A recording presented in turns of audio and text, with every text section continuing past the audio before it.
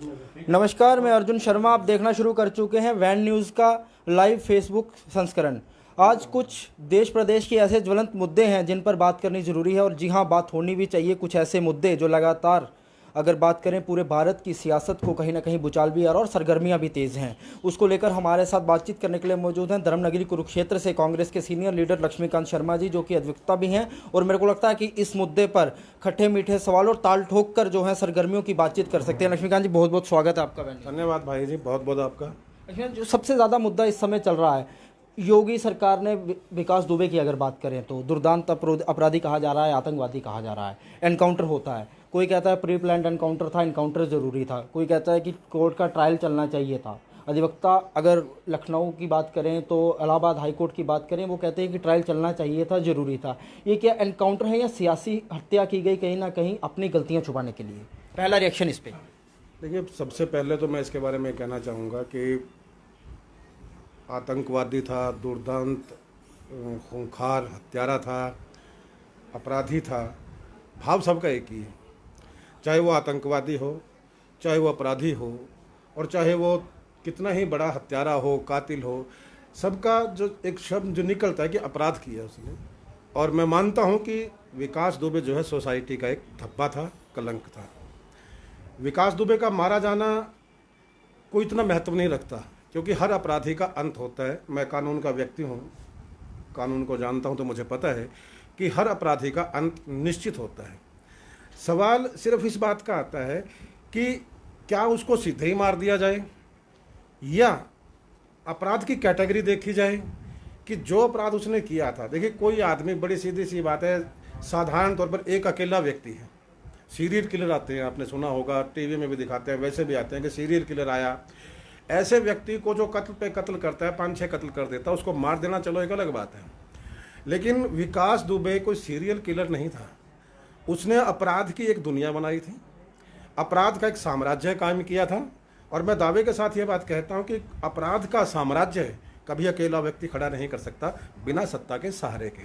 जाहिर तौर पर उसने जो अपराध का साम्राज्य खड़ा किया था, उसके पीछे कुछ लोगों का हाथ था। कुछ क्या, मेरे ख्याल से शायद कहीं ना कहीं बहुत सारे लोग उसके पीछे थे।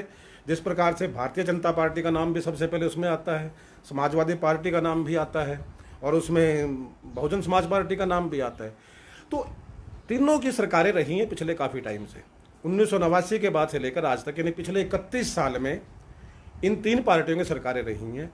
और तीनों ही पार्टियों की सरकारों में विकास दुबे के अपराध का जो धंधा है वो खूब फला फूला है। तो निश्चित तौर पर, चाहे वो किसी पार्टी के, तो मैं किसी एक पार्टी का नाम लूँ ये ठीक नहीं लगता, लेकिन जिन पार्टियों की सरकारें रही हैं, जिनकी नाक के नीचे उसने काम किया है, उन पार्टियों के कुछ ना कुछ नेताओं का हाथ इसमें शामिल था। जातिगत टिप्पणियां बार बार हो रही हैं कि ब्राह्मण समाज से था इसलिए मार दिया गया। अगर मौलाना आज़ाद की बात करें, ताहिर हुसैन की बात करें, उनको कहीं ना कहीं संरक्षण केंद्र सरकार भी दे रही है और राज्य सरकारें भी दे रही हैं। इस बात पर क्या लगता है कि बहस होनी चाहिए, या विकास दुबे के साथ ही ये बहस बंद होनी चाहिए? देखिए साहब, जहाँ तक अगर इसको एक सामाजिक मुद्दा देखते हैं, मैं हिंदू हूँ और मुझे हिंदू होने पर गर्व है। मैं ब्राह्मण भी हूँ, मुझे अपने परिवार पर गर्व है, मैं ब्राह्मण हूँ, मुझे इस बात पर गर्व है। लेकिन किसी भी अपराधी की कोई जाति नहीं होती, कोई धर्म नहीं होता, कोई ईमान नहीं हुआ करता। कहीं आपने सुना है कि किसी जो ब्राह्मण है, अपराधी है, उसने सिर्फ दूसरी जातियों का कत्ल किया है? इसने तो खुद ब्राह्मणों का कत्ल किया है। जिन लोगों का आपने जिक्र किया, ताहिर हुसैन की आप बात करें, ताहिर हुसैन क्या मुसलमानों के कत्ल के लिए जिम्मेदार नहीं है? वो बेशक मुस्लिम है। मौलाना आज़ाद ने जो कांड किया है, वो क्या मुस्लिमों के कत्ल के लिए जिम्मेदार नहीं है? वो सीधा ना हो, कई तरीके होते हैं कि या कई बार आप सीधा कत्ल कर देते हो, कई बार आप ऐसे हालात पैदा कर देते हो कि उस जाति, उस समुदाय को जो है संघर्ष होता है और उस जाति के लोग भी मारे जाते हैं। ताहिर हुसैन ने दिल्ली में जो कांड किया, सरेआम दिखाया गया कि उसकी छत पर क्या था, बम, बारात, सब कुछ मालूम, सब कुछ था। उससे जो वैमनस्य उपजा दिल्ली के अंदर, उसमें जो लोग मारे गए हैं, वो ऐसा नहीं है कि दूसरी ही जाति के थे, उसके अपने धर्म के लोग भी मारे गए हैं। ठीक है कि आपने मेरे परिवार का कत्ल किया, मैंने आपके परिवार का कत्ल कर दिया, मारे तो दोनों गए ना। तो मेरा ये मानना है कि जाति, धर्म और संप्रदाय किसी अपराधी का नहीं होता। अपराधी की एक जात, एक धर्म होती है अपराध। वो किसी पर्टिकुलर जो है टारगेट को लेकर के नहीं चलता। हाँ देखिए, दुर्भाग्य इस देश का ये है, बदकिस्मती देश की ये है कि राजनीतिक दल, और उसमें भी एक पार्टी का मैं सबसे ज़्यादा जोर दूंगा, भारतीय जनता पार्टी ने राजनीति का अपराधीकरण किया, देश के अंदर सांप्रदायिक माहौल पैदा किया। अब जिस चीज़ का आपने जिक्र किया कि विकास दुबे पर एक चर्चा है, हम भी देखते हैं, फेसबुक भी देखते हैं, दूसरे साधन भी हैं, एक चर्चा चली हुई है। ब्राह्मणों में भी दो ग्रुप चले हुए हैं। एक विकास दुबे का कहता है कि विकास दुबे का एनकाउंटर क्यों किया गया, दूसरा कहता है कि ठीक कर दिया गया। दोनों अपनी जगह ठीक हैं। जो लोग ये कहते हैं कि क्यों कर दिया गया, वो ये नहीं कहते कि विकास दुबे का एनकाउंटर क्यों किया। मैंने खुद सवाल उठाए हैं भारतीय जनता पार्टी की सरकार पर कि विकास दुबे का एनकाउंटर क्यों किया गया। वो इसलिए नहीं उठाए कि वो अपराधी को बचाना था, सवाल इसलिए उठाए हैं कि विकास दुबे के माध्यम से उन असली लोगों तक पहुंचा जा सकता था, उन राजनीतिक चिन्हों को नंगा किया जा सकता था जिनका मोहरा विकास दुबे था। देखिए 60 मामले जिस व्यक्ति पर दर्ज हैं, कत्ल के मामले हैं, फिरौती के मामले हैं, अपहरण के मामले हैं, वो क्या ऐसे ही घर बैठ के करेगा। आप पिछली सारी हिस्ट्री छोड़ दीजिए, पिछले 3 साल का जो उसका डाटा वो निकालिए। 3 साल से भारतीय जनता पार्टी की सरकार उत्तर प्रदेश के अंदर है और 3 साल से ही वो शख्स कानपुर के अंदर बैठ करके अपने गांव में अपना साम्राज्य चलाता है। भाई जब आपको मालूम है कि आदमी अपराधी है, इस पर 60 मुकदमे दर्ज है, इसने कत्ल भी किया है। मजे की बात यह है कि भारतीय जनता पार्टी कहती है कि हमारे एक मंत्री का कत्ल किया था। यार अगर आपके एक मंत्री का कत्ल इस आदमी ने किया है तो वो भारतीय जनता पार्टी की सरकार में, या तो वो भारतीय जनता पार्टी की सरकार से खुद ही मरवाना चाहती होगी मंत्री को, लेकिन सीधी सी बात है।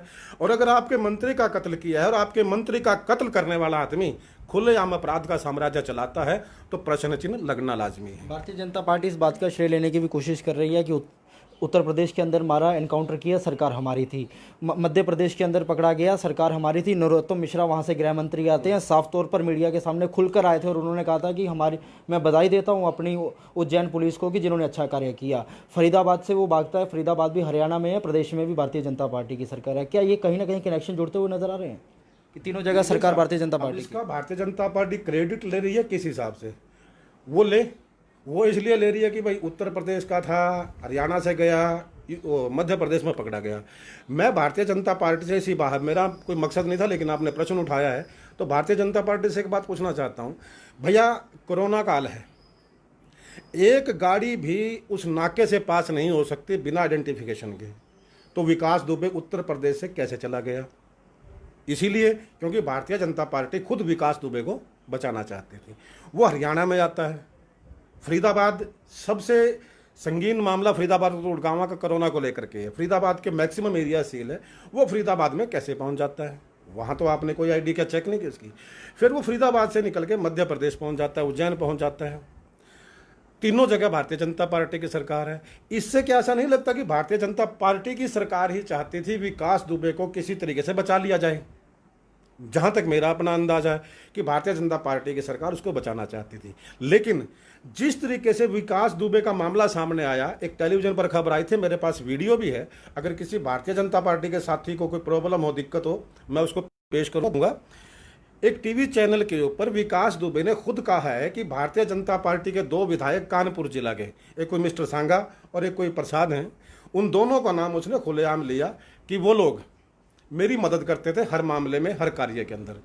तो भारतीय जनता पार्टी को मेरे ख्याल से कहीं ना कहीं ऐसा लगा कि अब ये मामला हद से गुजरता जा रहा है और कहीं ऐसा ना हो कि योगी जी महाराज का, मेरे पास फोटो है कि योगी जी महाराज के वो चरण स्पर्श कर रहे हैं, एक फोटो मेरे पास है मेरे मोबाइल में अभी, कि योगी जी महाराज के वो चरण स्पर्श कर रहे हैं। शुरुआत की उनके राजनीतिक शुरुआत की बात है ये। तो कहीं ना कहीं भारतीय जनता पार्टी को ऐसा लगा कि कल को तुम्हारे लिए काल ना बन जाए, सरकार को ना खा जाए, इसलिए रातों रात फैसला लिया गया कि विकास दुबे को उड़ा दिया जाए। जबकि हम कहते हैं, जैसे आपने किया कि लखनऊ के वकील एडवोकेट्स कहते हैं, बिल्कुल सही कहते हैं। कसाब और अफजल गुरु 2 मामले कांग्रेस के सरकार में आए थे, कांग्रेस भी एनकाउंटर करके तुरंत उड़ा सकती थी उनको। कसाब को मारना कोई बड़ी बात नहीं थी, उसको उसी टाइम जहाँ पे ताज होटल में पकड़ेगा था वहीं उसको उड़ा देते। लेकिन कांग्रेस की सरकार, मनमोहन सिंह जी ये जानते थे कि अगर इसको मार दिया गया तो इसके पीछे बैठे हुए इसके आकाओं का पता कौन लगाएगा। उसके ऊपर ट्रायल चलाया गया, उसके ऊपर पैसा भी खर्च किया गया। बेशक कुछ लोगों ने उस टाइम भी सवाल उठाए कि बिना बात के इसको बिरयानी खिला रहे हैं। वो इस बात को कभी समझ नहीं सकते कि बिरयानी उसको क्यों खिलाई गई। बिरयानी इसीलिए खिलाई गई थी कि वो अपने आकाओं का नाम दे, और जुर्म की जड़ तक पहुंचना कांग्रेस चाहती थी और कांग्रेस जुर्म की जड़ तक गई है। यहाँ पे विकास दुबे को इसीलिए मार दिया गया कि जुर्म की जड़ तक अगर जाएंगे तो भारतीय जनता पार्टी के लोगों के चेहरे बेनकाब होंगे, नंगे हो जाएंगे, इसलिए उसको रातों रात खत्म कर दिया गया। शर्मा जी, एक आखिरी रिएक्शन इसके ऊपर। 2 तारीख से जब से एनकाउंटर हुआ, चाहे मीडिया की बात हो, टेलीविज़न की बात हो, सोशल मीडिया की बात हो, सिर्फ और सिर्फ विकास दुबे को छाया गया। बाकी जितने भी मुद्दे थे, राष्ट्रीय हो अंतर्राष्ट्रीय हो, वो कहीं ना कहीं गायब हुए। उसके बाद अगर बात करें 8 तारीख को जब उसका एनकाउंटर होता है, उसके बाद आज तक भी विकास दुबे छाया रहता है। एसटीएफ आज ADG land order press conference करते हैं और कहते हैं इस मुद्दे को ख़त्म कर दिया जाना चाहिए। हमारी पुलिस ने अच्छा काम किया है, कहीं ना कहीं हमने अपराधी को मारा है, हमें शाबाशी दें और इस मुद्दे को यहीं ख़त्म करें। बाकी मामला जो है उच्च न्यायालय में भेजा जाएगा। अभी भी 12 आरोपी फरार हैं। आपको क्या लगता है कि बहस अब जारी या बस जितना हो गया बहुत है? आखिरी रिएक्शन इस पे। देखिए साहब, जहाँ तक बहस का मामला है, जब तक इस मामले की तह तक नहीं जाया जाएगा, मैं तब तक बहस खत्म नहीं होगी। आपने पहला एक प्रश्न मुझसे बहुत अच्छा किया था कि धर्म और जाति के नाम से सरकार खुद बहस चाहती है टेलीविज़न के ऊपर, खुद चाहती है भारतीय जनता पार्टी, क्योंकि भारतीय जनता पार्टी की फितरत है कि हर मुद्दे को गर्म करके रखो और पिछला मुद्दा भुला दो। विकास दुबे के चक्कर में चाइना को लोग भूल चुके हैं। आज चाइना किसी को याद नहीं है, चाहे वो 20 किलोमीटर अंदर आ जाए, चाहे वो 2 किलोमीटर आए, वो कोई एक्टिविटी करे। आज भारतीय चैनलों पे इलेक्ट्रॉनिक मीडिया इतना गिर चुका है कि उसे देश के मुद्दों से कोई मतलब नहीं है। उसे अमिताभ बच्चन का कोरोना दिखाना है बस। उसे ये बताना है कि अमिताभ बच्चन ने आज सुबह नाश्ता किया। यार शर्म की बात है मीडिया के लिए कि आप अमिताभ बच्चन का नाश्ता दिखाते हो, बॉर्डर पर क्या होता है वो नहीं दिखाते हो। तो इसी तरीके से भारतीय जनता पार्टी ने जाति और धर्म की जो इस पर डिबेट शुरू करवाई है ना, ये भारतीय जनता पार्टी ने शुरू करवाई है। मैं भारतीय जनता पार्टी के लोगों को चैलेंज करना चाहता हूं आप लोगों के माध्यम से कि भैया अगर तुम्हारे अंदर इतना दम है ना, आपने विकास दुबे का एनकाउंटर कर दिया, मैं समर्थन करता हूं, बहुत अच्छा किया। चलो आपने नहीं ट्रायल चलाया, कुछ नहीं किया, खत्म हुआ, मामला मान लिया। लेकिन अगर तुम्हारे अंदर दम है, इतनी हिम्मत है, और कहते हैं कि नरेंद्र मोदी जी 56 इंच की वो सीना लिए घूमता है, जिगर नहीं है, 56 इंच का सीना हो सकता है, चौड़ाई में कोई दिक्कत नहीं है। तो मौलाना शाद और ताहिर हुसैन, इन 2 शख्स को पकड़ के दिखाए। 3.5-4 महीने चल गए हैं। मौलाना साहब दिल्ली के अंदर है, अपने घर में बैठा है, भारतीय जनता पार्टी के लोग उसको हाथ नहीं लगा सकते। अच्छा, मजे की बात क्या है, क्योंकि देश की जनता को ज़्यादातर इश्यूज़ की जानकारी नहीं है। हिंदुस्तान के अंदर 90% लोग पीछे चलते हैं, बात बहस नहीं करते ज़्यादा, उस पर ठीक बहस नहीं करेंगे। अब क्या एक डिबेट चली हुई है कि योगी जी ने कर दिया कमाल, केजरीवाल दिखाए दम, ये फेसबुक के ऊपर स्टेटस डलते हैं। उन लोगों को ये मालूम नहीं कि भैया योगी जी ने दम दिखाया ना दिखाया बात की बात है, केजरीवाल क्या दम दिखाएगा। केजरीवाल के हाथ में तो वहाँ की पुलिस नहीं है दिल्ली की। दिल्ली पुलिस आज भी केंद्र सरकार के अधीन है, उसके मुखिया अमित शाह जी और नरेंद्र मोदी हैं। तो मैं कहना चाहता हूँ लोगों को भी, मैंने कहा है कि अगर दम है तो नरेंद्र मोदी जी और अमित शाह को बोलिए कि योगी ने दिखाया दम, अब नरेंद्र मोदी और आपके अमित शाह की बारी है। आप कीजिए ताहिर हुसैन को गिरफ्तार, अपोजिशन का व्यक्ति है, क्यों नहीं गिरफ्तार करते। लोगों के मन में शंकाएं कौन डालता है, एक धर्म का व्यक्ति, दूसरे धर्म का व्यक्ति, तीसरे धर्म का व्यक्ति। मैं कहता हूं अपराधी का कोई धर्म नहीं, कोई जाति नहीं होती, सबके साथ समान होना चाहिए। विकास दुबे गया है, मौलाना शाद और ताहिर हुसैन को भी जाना चाहिए। और सबसे बड़ी दुर्भाग्य की बात क्या है कि डीएसपी देवेंद्र सिंह को लोग भूल रहे हैं। एक व्यक्ति जो सरेआम आतंकवादियों को एक जगह से दूसरी जगह ले जाते पकड़ा गया, जिसका पुलवामा और संसद पर हमले जैसे मामलों में हाथ होने की शंका जताई गई, उस व्यक्ति को बेल मिल जाती है कोर्ट से। किस लिए मिल जाती है कि दिल्ली पुलिस, जो कि अमित शाह के अंडर आती है, नरेंद्र मोदी के अंडर आती है, उस दिल्ली पुलिस ने 3 महीने में देवेंद्र सिंह के खिलाफ चार्जशीट फाइल नहीं की। क्या अजब तमाशा है यार, क्या तुम देश को दिखाना चाहते हो। तो ये जाति, धर्म, ये वर्ग, ये आज 6 साल से इस भारतीय जनता पार्टी ने पैदा किया, इससे पहले कहीं नहीं था। तो जहाँ तक विकास दुबे का मामला है, ये अपने आप बंद हो जाएगा, ना आपकी ज़रूरत है ना मेरी ज़रूरत है। आप इसको एक बार आकर के सीधा कीजिए कि हाँ, आज मौलाना शाद को अरेस्ट कर लिया गया, आज ताहिर हुसैन को अरेस्ट कर लिया गया, आज डीएसपी देवेंद्र सिंह को अरेस्ट कर लिया गया और उनको अंदर भेज दिया गया, जेल भेज दिया गया।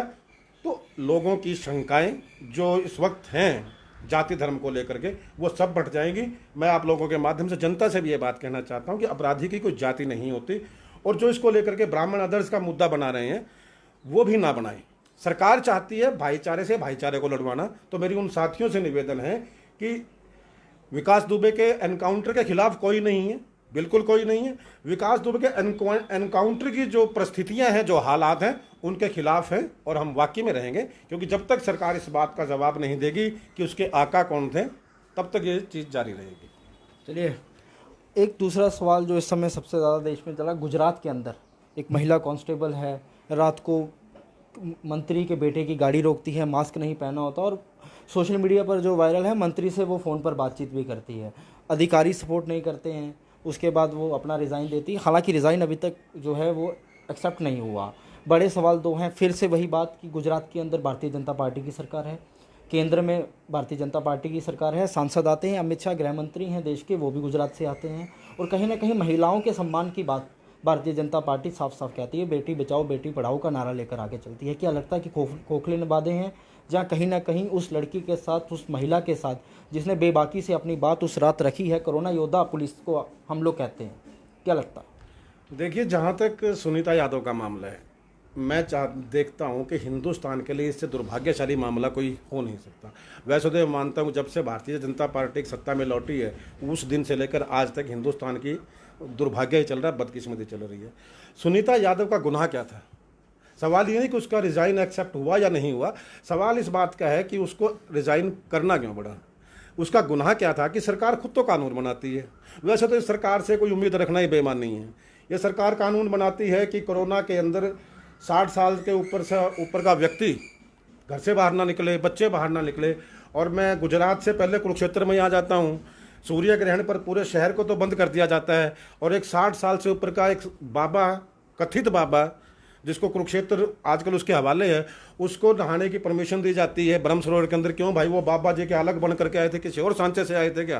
कि कुरुक्षेत्र की लाखों जनता जो है उस सांचे में नहीं ढली और वो बाबा जी अलग सांचे में थे। उसका परिणाम क्या हुआ? एक बाबा जी कोरोना पॉजिटिव निकले, विधायक कोरोना पॉजिटिव निकले। तो ये सरकार कानून बनाती है सिर्फ बातों बातों के। वही गुजरात के अंदर है कि जब आपने कर्फ्यू लगाया है कि रात को, वैसे तो देखिए बड़ी अजीब चीज़ है यार, कि रात को 10 बजे से लेकर सुबह 5 बजे तक कौन शख्स बाहर निकलता है क्या? कर्फ्यू लगाया क्या कि सुबह रात को 10 बजे सुबह 5 बजे तक कर्फ्यू? भैया मेरे अकल के अंधो, आप खुद सोच लो यार, 10 बजे के बाद रात को घर से बाहर कौन निकलता है? यही जो मंत्री का लड़का था, ऐसे ऐसे आवारा लड़के निकलते हैं रात को बाहर। मैं सबसे पहले सुनीता यादव को बधाई देता हूँ इस बात के लिए कि उसने अपनी ड्यूटी निभाते हुए ये नहीं देखा कि वो मंत्री का लड़का है, किसी ऑफिसर का लड़का है। उसने अपनी ड्यूटी निभाई है। उसके साथ इसी एवज में बदतमीजी की गई। भारतीय जनता पार्टी के लिए शर्मिंदगी की बात यह है कि आप बेटी बचाओ बेटी पढ़ाओ का नारा देते हैं। अगर उसकी जगह कोई जेंट्स होता तो मैं मान लेता कि शायद कहीं ना कहीं यार पुरुष आपस में बहस कर लेते हैं, लेकिन वो एक महिला है, एक लड़की है, वो क्या बहस करेगी उस व्यक्ति के साथ? उसको जिस तरीके से प्रताड़ित किया गया, वो इज्जतदार परिवार से थी, इसलिए उसने रिजाइन देना बेहतर समझा। और गुजरात के मामले की क्या बात करें, आपको याद होगा कुछ रोज पहले, कुछ समय पहले का हरियाणा का एक मामला, रानी नागर का, IAS लड़की है हरियाणा कैडर की, जिस तरीके से उसने रिजाइन किया, क्या शोभा देता है हरियाणा की सरकार को, केंद्र की सरकार को, कि एक IAS लड़की रिजाइन करके जाती है? क्यों जाती है भाई? कोई खुशी से तो रिजाइन करेगा नहीं। IAS पास करने में कितना जोर लगता है, कितनी ताकत लगती है, सबको मालूम है। लेकिन वो लड़की IAS रिजाइन कर जाती है, प्रताड़ना का आरोप अपने अधिकारियों पर, सरकार पर लगाती है। उसके मामले में क्या हुआ? तो हर जगह इनका मामला यही है। ये मुख्यमंत्री साहब ऐसे ही हैं हमारे, कि जहाँ रेप की घटना होती है वहाँ कंसेंट बता देते हैं। तो बेटी बचाना, बेटी पढ़ाना सिर्फ ढोंग की बात है। इनको किसी बेटी से कोई मतलब नहीं है, इनको अपने बेटों से मतलब है, चाहे वो चंडीगढ़ में विकास बराड़ा हो और चाहे गुजरात के मंत्री का लड़का हो। इनके अपने बेटे बचने चाहिए। हिंदुस्तान की कितनी बेटियां मरें, कितनी बेटियां रिजाइन करें, कितनी बेटियां सर्विस छोड़ के जाएं, इन्हें इस बात से कोई मतलब नहीं है। रानी नागर की आपने बात करी, यौन शोषण का आरोप लगाकर, एक बड़ा आरोप था महिला का आरोप लगाना, और वो भी उस दर्जे पर बैठी हुई महिला IAS अधिकारी हैं कि बेटियां कई उससे सीखती हैं, औरतें उनसे प्रेरणा लेती थी, वो छोड़कर जाती हैं, यौन शोषण का आरोप लगता है। लगभग 3 से 4 महीने इस बात को हो चुके, आज तक किसी भी अधिकारी के ऊपर कोई नाम मात्र कार्रवाई नहीं हुई। क्या लगता है कि कहीं ना कहीं मुख्यमंत्री मनोहर लाल खट्टर जो हैं वो घेरे में हैं, प्रश्न चिन्ह उनके ऊपर है कि वो कार्रवाई नहीं करवाना चाहते, या कोई ना कोई गठबंधन सरकार का कोई ऐसा उनके ऊपर दबाव है तो कार्रवाई नहीं हो रही? और दूसरी बात ये, आप कांग्रेस से हैं, कांग्रेस के भी विधायक जीतकर पहले तो सरकार की बात आपने की है, इस सरकार से कोई उम्मीद रखना बेमानी है। जिस सरकार का मुखिया ये कह देता हो रेप की घटना में कि तो कंसेंट का मामला है। रेवाड़ी के अंदर आपको याद होगा कि हरियाणा की टॉपर लड़की, उसके साथ गैंग रेप हुआ था, उस मामले का क्या हुआ आज तक? कोई बता तो दे। उन व्यक्तियों का साथ हुआ क्या है, कहाँ है वो मामला, कहाँ है आज के टाइम में? कुछ पता नहीं है। झांसा के अंदर एक कांड हुआ था, कुरुक्षेत्र के अंदर ही, उसका क्या हुआ? जींद के अंदर एक बच्ची से बलात्कार हुआ था, उसका क्या हुआ? कितनी घटनाएं मैं आपको गिनाऊं कि गिनाते गिनाते पूरा दिन निकल जाए। तो ये सरकार में वही बात आती है कि बेटियों के प्रति इनका कोई मतलब नहीं है। इन्हें तो सिर्फ अपने बच्चों से मतलब है, अपने बेटों से मतलब है कि बेटा बचाओ आंदोलन चलाओ इनका। इन्होंने इस तरीके से कार्रवाई की है। दूसरी बात, जहाँ तक गठबंधन सरकार की बात है, ये गठबंधन शौकिया है। वहाँ पर दो गठबंधन होते हैं, एक गठबंधन मजबूरी का होता है और एक शौकिया होता है। बिना दुष्यंत चौटाला के भारतीय जनता पार्टी की खुली सरकार है। 40 खुद के विधायक हैं और 6 जो है 6 विधायक शदबरे के, पहले 7 थे। आज़ाद उम्मीदवारों का समर्थन है, आज़ाद विधायकों का समर्थन है। तो भैया दुष्यंत चौटाला की आपको जरूरत कहाँ है? ये सिर्फ एक जातीय समीकरण को ठीक करने के लिए, क्योंकि इनके कैप्टन अभिमन्यु हार गए, धनखड़ साहब हार गए, तो जाट लीडर हार गए, दुष्यंत चौटाला जाट बिरादरी से आते हैं। उस समीकरण को सॉल्व करने के लिए ये तो हुआ था तो वैसे दिल्ली के चुनाव के लिए, कि दिल्ली के चुनाव तक दुष्यंत चौटाला को रखो, दिल्ली में जाटों की वोट लो, उसके बाद दुष्यंत चौटाला को शंट आउट कर दिया जाएगा। लेकिन कुछ मजबूरी बन गई कि दिल्ली चुनाव के बाद उसको अलग नहीं कर सके। लेकिन फिर मैं कहता हूं कि दुष्यंत चौटाला कोई मजबूरी नहीं है भारतीय जनता पार्टी की, शौक है भारतीय जनता पार्टी का। इसलिए यह कहना कि दुष्यंत चौटाला के दबाव में खट्टर कार्रवाई नहीं कर रहे, ये तो बिल्कुल गलत सा लगा, ऐसा ठीक नहीं है कुछ भी है। आपने बात करी कांग्रेस की, कांग्रेस सत्ता में नहीं है, कांग्रेस मुद्दे उठा सकती है। विधानसभा में क्या हुआ मुझे इसकी जानकारी नहीं है। नहीं, भूपेंद्र सिंह हुड्डा तो कहीं बोले ही नहीं इस मुद्दे पर। कांग्रेस का कोई भी विधायक इस मुद्दे पर नहीं बोला है, सिवाय पूर्व विधायक तिगांव से आते हैं ललित नागर। उन्होंने खुलकर बात करी थी रानी नागर के समर्थन में, और कांग्रेस का कोई भी विधायक, कोई भी पदाधिकारी नहीं बोला। अभय सिंह चौटाला साफ तौर पर कहते हैं कि अगर इतने विधायक मेरे होते तो भूपेंद्र सिंह हुड्डा की जगह अगर मैं बैठा होता, मैं अगर विधानसभा की बात करूं तो वहां इनकी खाट खड़ी कर देता, और चंडीगढ़ में भी। देखिए साहब, जहाँ तक मतलब हुड्डा साहब का इस मामले में सवाल है, मुझे इसकी जानकारी नहीं, क्योंकि मैं विधानसभा में नहीं हूँ। बड़ी सीधी सी बात है, अगर मैं विधानसभा में होता तो निश्चित तौर पर इस बात की गारंटी है कि मनोहर लाल खट्टर को घुटनों के बल तो मैं टिका देता, बाकी मुझे ज़्यादा पता नहीं। लेकिन इतना जरूर कर देता कि रानी नागर के मामले में मनोहर लाल खट्टर को जवाब हर सूरत में, हर हाल में देना पड़ता। चलिए, ये थे लक्ष्मीकांत शर्मा जी, जिन्होंने खास तौर पर खुले दिल से अपनी हर बात बेबाकी से रखी, चाहे विकास दुबे का एनकाउंटर मामला हो, सुनीता यादव का हो, रानी नागर का। लेकिन कहीं ना कहीं बहस को इन्होंने आज विराम देने की कोशिश करी है कि विकास दुबे के ऊपर जो जातिगत और व्यक्तिगत टिप्पणियां हैं उसको बंद होकर एक अपराधी की श्रेणी में वो आता है, और उसको उसी तरह से उसके मुद्दे को जो है ट्रीट किया जाए। कैमरामैन दीपक के साथ अर्जुन शर्मा, वैन न्यूज़, कुरुक्षेत्र।